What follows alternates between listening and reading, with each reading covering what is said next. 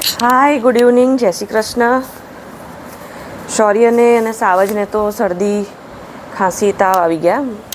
અત્યારે મને એ અસર છે અને આખું શરીર લાય બળે છે, આંખોમાં શરદી, નાકમાં પાણી ચાલુ થઈ ગયા. હમણાં મેં કાવો પીધો, મને કાવો બહુ જ ભાવ્યો ખરેખર. તો મંગાવવાના છે 2. અત્યારે હું સાંજના વ્લોગિંગ સ્ટાર્ટ કરું છું. રીઝન કેમ કે હું થેલા ગોઠવું છું, તો તિજોરી આમ તેમ બધી વસ્તુઓ કરું છું. તો એક ખાસ વસ્તુ બતાવી છે, એક જૂના જમાનાનું એક એવું, હવે એન્ટિક કહેવાય, કારણ કે લોકો ગામડામાં યુઝ કરે છે, સિટીમાં યુઝ નથી કરતા બહુ. જો મમ્મીની સાડીના ગોદડા હાથેથી બનાવેલા, ગામડામાં હજી બનાવે છે, હજી વાપરે છે. પણ કહે ને એનો ચાર્મ, કહે ને એની ડિમાન્ડ કહો કે વોટ એવર તમે કંઈ પણ કહો, કારણ કે હવે બહાર એવું ફોરેનનું મટીરિયલથી બધું રેડીમેડ મળે છે. બ્લેન્કેટ પેલા એકદમ વેલ્વેટના, બહુ જગ્યા પણ ના રોકે, પેકિંગમાં પણ એ બહુ એકદમ લાઇટ વેઇટ હોય છે. તો આ વજન મોસ્ટલી લોકોને કેવું કે વજનવાળું ઘણાને એવું હોય છે, મને અને સાવજને વજનવાળું ઓઢીએ તો મજા આવે શિયાળામાં. તો આ મમ્મીની જેટલી પણ કોમન સાડી હતી, નવી સાડીઓ જે મારા ભાગે આવી છે, એમાંના એક મેં ચણિયાચોળી કર્યા છે અને બાકીની અમે સાડીઓના ગોદડા કરાવી દીધા છે. તો હું તો આને ચાર્મ કહીશ કે બહુ ઓછો થઈ ગયો છે. સિટીમાં તમને આ નહીં જોવા મળે, સિટીમાં કોઈ બનાવતા પણ નથી. જો કેટલું સરસ છે. તો જે સરસ સરસ સાડીઓ હતી એ મેં મારા માટે કાઢી રાખી હતી. તો 2 ગોદડા કર્યા, 3 સાડીના 2 ગોદડા થયા છે ને, કેટલા સરસ. બાકીના ફાર્મ માટે પણ કર્યા છે. એ પેક કરીને ચાદરથી વીંટીને એ મેં મૂકી દીધા છે. ફિનાઇલની ગોળી ભરી દીધી છે. અત્યારે હું શૌર્ય બહાર ગયો છે, તાવની અસર છે અને વાતાવરણ એટલું ખરાબ છે. મેં અત્યારે કાવો પીધો. હું એડવાઇસ એ જ કરીશ કે જ્યારે પણ કોઈ શરદી ખાંસી તાવ હોય ને, તો હંમેશા આયુર્વેદ કે જે પણ હોય એ વધારે અપનાવજો. તો અત્યારે નહીં પપ્પા, મને તબિયત એ થઈ. હા, એ તમારી જ છે. એટલે અત્યારે આ પેક કરીને સરખી, જેથી બીજી મને જગ્યા થાય. ફાઇનલી ગોઠવણી નહીં થાય જ્યાં સુધી આ 2 પલંગ કમ્પ્લીટ નહીં થાય ત્યાં સુધી કોઈ ફાઇનલી ગોઠવણી નહીં થાય. પણ વડોદરાથી આવ્યા તો થેલા ખાલી કરવાના બાકી હતા ને મેં તિજોરીમાં રાખેલા. તો આને સરખા પેક કરી દો. એટલે મેં અત્યારે વ્લોગિંગ સ્ટાર્ટ કર્યું છે. તાવ ના આવે તો સારું છે, શરદી ખાંસી તો ઠીક છે. શૌર્યને પણ કંઈ ખાસ ફેર નથી.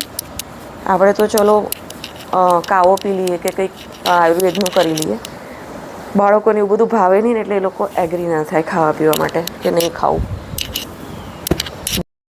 ગુડ મોર્નિંગ, જય શ્રી કૃષ્ણ. તો સવારમાં પગ મૂકતાની સાથે રસોડામાં પહેલાં કુળદેવીના દર્શન અને ચા પીવાઈ છું, પ્લસ શૌર્યનું દૂધ લેવાઈ છું. જનરલી લોકો ચા આરામથી બેસીને પીતા હોય, હાથમાં પેપર, ન્યૂઝપેપર હોય, મોબાઈલ હોય અને ટેબલ પર બેઠા બેઠા અથવા રસોડામાં નીચે બેઠા બેઠા. પણ હું ચા ઊભા પીઉં છું. એનું રીઝન કારણ કે મારી સાથે શૌર્ય પણ ઉઠી જાય છે. એટલે ઉઠીને સીધું એમ કે મમ્મા દૂધ, એટલે મારે એનું દૂધ કરવાનું હોય છે. અને દૂધની બોટલ જોડાવા માટે એની માટે મેં 3 સીપ કપ રાખ્યા છે. બસ ઊભા ચાની સીપ મારવાની અને પછી જતું રહેવાનું. વેરાયટીવાળા મેં 3 મગ રાખ્યા છે, જેથી કરીને એ બોટલ અવોઇડ કરે, છોડે ધીરે ધીરે. અને આ થોડી બોટલ બહુ જ એ છે ભારે, એટલે આનું ઢાંકણું બંધ કરવામાં બહુ હાર્ડ છે. યલો કલર મારો ફેવરિટ છે, અંદરથી સ્ટીલવાળી છે.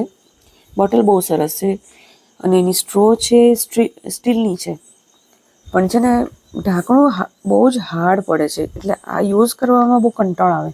પણ શૌર્ય કીધું મમ્મા આમાં દૂધ, એટલે શૌર્યનું અત્યારે દૂધ બનાવું છું. વડોદરાથી ડ્રાયફ્રૂટનું બધું મટીરિયલ આવી ગયું છે, પણ એનો દૂધનો પાવડર રેડી કરવાનો બાકી છે. અને જ્યારે નાનો હતો ત્યારે હું ડ્રાયફ્રૂટનો પાવડર રેડી કરતી અને સેરેલેક જોડે અથવા મેંગોના પલ્પ જોડે અથવા ચા અને ભાખરી જોડે પણ હું મિક્સ કરીને ખવડાવી દેતી. અને હવે ધીમે ધીમે છે ને એણે મગમાં દૂધ પીવાનું સ્ટાર્ટ કર્યું છે ને, એટલે અમુક વસ્તુ કેવું બોટલની અંદર નાહી શકે, એટલે આરામથી સિપ કરી શકે ને, તો મટીરિયલ બધું ઇઝીલી એ ડ્રિંક કરી શકે, પીવામાં બરાબર આસાની રહે. તો ક્યારે પણ મેં નિરાતે બેઠા બેઠા ચા નથી પીધી. તો 2 કપ રકાબી અથવા ઠીક હોય તો, નહીં તો પછી રેણુબેન બનાવે આવીને ત્યારે પણ ચા પીઉં છું. અને આ થઈ ગયું શૌર્યનું દૂધ તૈયાર. હા, આનું ઢાંકણું બંધ કરવામાં બહુ જ તકલીફ થાય છે, એટલે આ મને નથી ગમતું, પણ શૌર્યએ કીધું જો છે ને કમ્પ્લીટ. ગાઈસ 3 મોર ચણે છે. કોઈ દિવસ મોર ચણવા નથી આવતા, એટલા બીવે છે, કારણ કે આજુબાજુ વાડીવાળા ઉડાડતા હોય, બીવડાવતા હોય, એટલે એ લોકો બહુ જ બીતા હોય છે. તો આ 3 બચ્ચા છે જે પૂરેપૂરા એડલ્ટ નથી. અમારે રોજના 150 થી 200 પોપટ આવે છે. તો હવે એ લોકોને પણ આદત પડી છે ત્યાં ચણની. તો ડેઈલી આ 3 મોર ઇવન મારા રૂમની આજુબાજુ પણ ફરતા હોય છે ને, રસોડાની નજીક પણ આવી જાય છે. ઘણી વાર જોયા છે. કેટલા મસ્ત છે જો.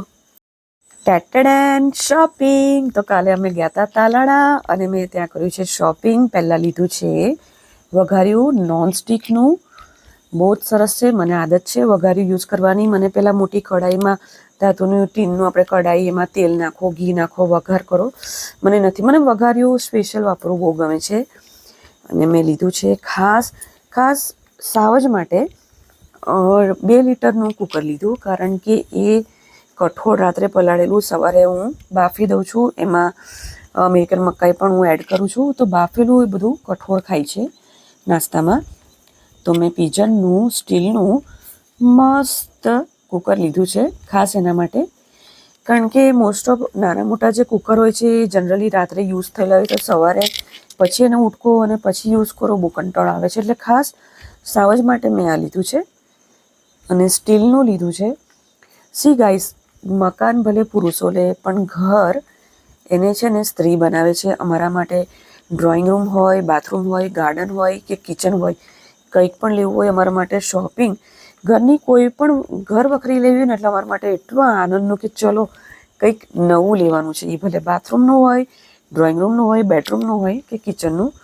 બહુ જ મસ્ત. કેટલા ટાઈમથી કુકર લેવું થતા હતા. મારું હજી એક કુકર હતું, એ મારું સામાનમાં પેક થઈ ગયું છે, એટલે નવું કુકર એડ કર્યું છે મેં.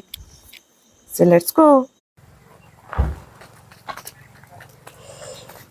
Tick tick tick. વિપુલને કહો કે આરામ કરે.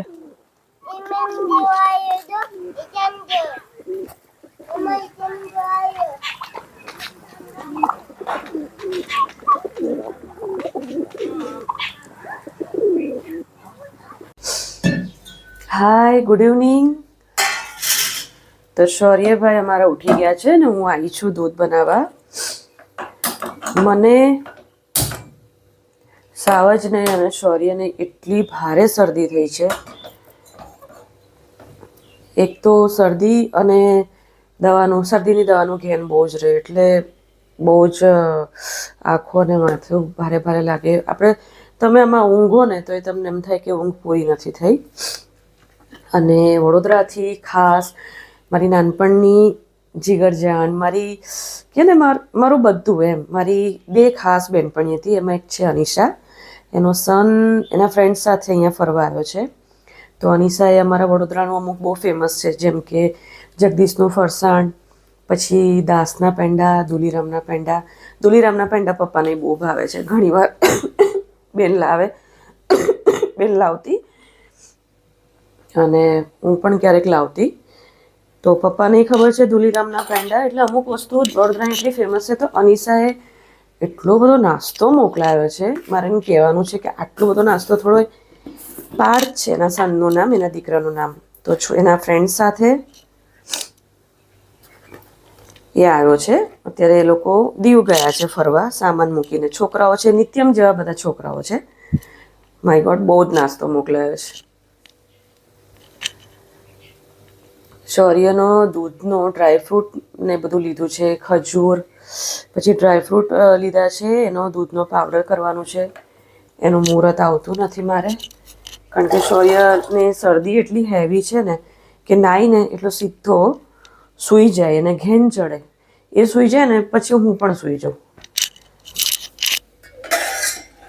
એટલે એનો દૂધનો પાવડર તૈયાર કરવાનો છે. એ ખાસ હું બ્લોગિંગમાં શેર કરીશ કે કઈ રીતે છે.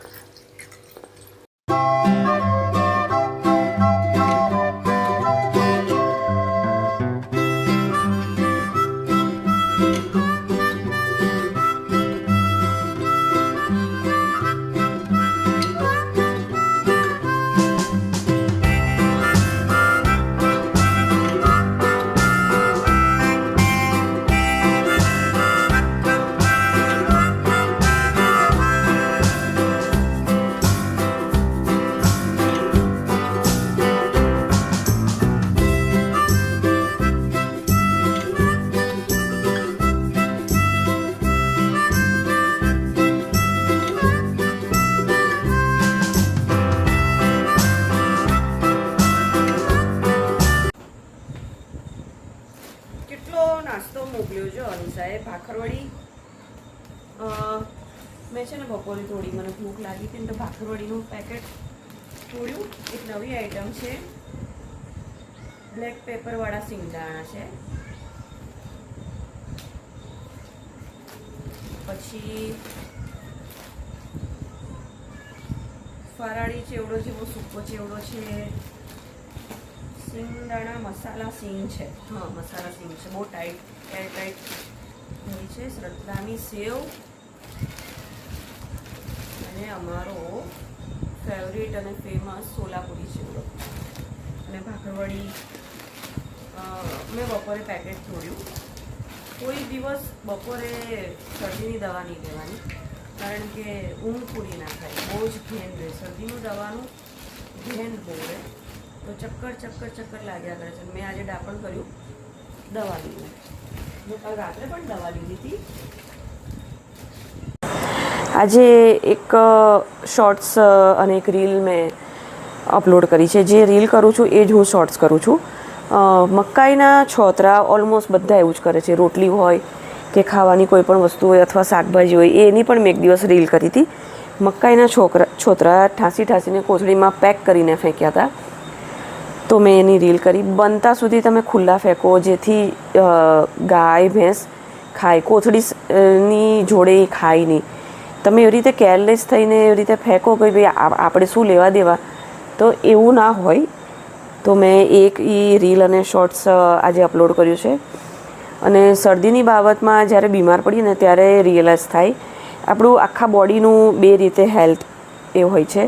એક આપણે જે આરોગ્ય છે, એક ફિઝિકલી અને એક મેન્ટલી. મેન્ટલી એટલે આપણે કઈ રીતે વિચારીએ છીએ, આપણા થોટ્સ કેવા છે, આપણા વાઇબ્રેશન કેવા છે, કઈ રીતનો સ્વભાવ છે, મન શાંત છે કે ઉગ્ર છે, એ પર ડિપેન્ડ કરે છે. એ આપણી મેન્ટાલિટી, એને પણ હેલ્થ ડિપેન્ડ કરે છે.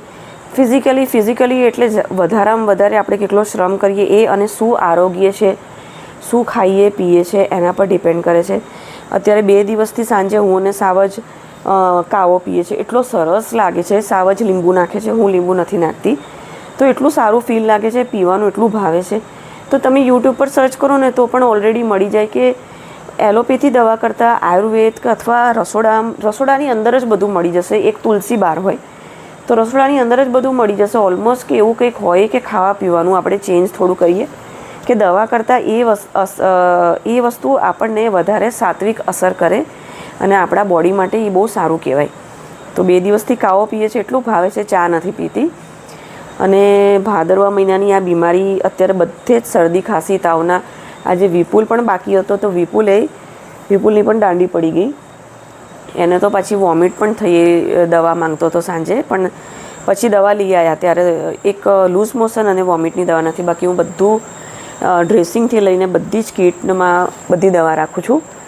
તો મોસ્ટલી જ્યારે આવો તાવ કે એવું કંઈક હોય ને તો આપણે કહે છે ને કે ઘરગથ્થુ ઉપચાર, દાદીમાની વાતો અથવા નાનીમાની અને ગરડાઓ પાસેથી આપણને મળી જ જાય છે. જો કે હવે એ લોકો પણ એટલા રહ્યા નથી ઘણા ઘરમાં, કારણ કે સંયુક્ત પરિવાર રહ્યા નથી. તો એના પાસેથી જાણવા મળે અથવા યુટ્યુબ પર. બનતા સુધી છે ને અમારી જેમ, મને તો એ જ ગમ્યું કે આયુર્વેદ અથવા ઘરગથ્થુ જ ઉપચાર કરો તો જ મજા આવે છે, તો જ મેળ પડે છે. રેણુબેન આવ્યા છે. રેણુબેન પણ બીમાર છે. કાલે રાજકોટ હતા, એને ઉજાગરો નડ્યો, એને મુસાફરી નડી, તો એ પણ બીમાર. તો હવે ધીમે ધીમે કામ કરે છે.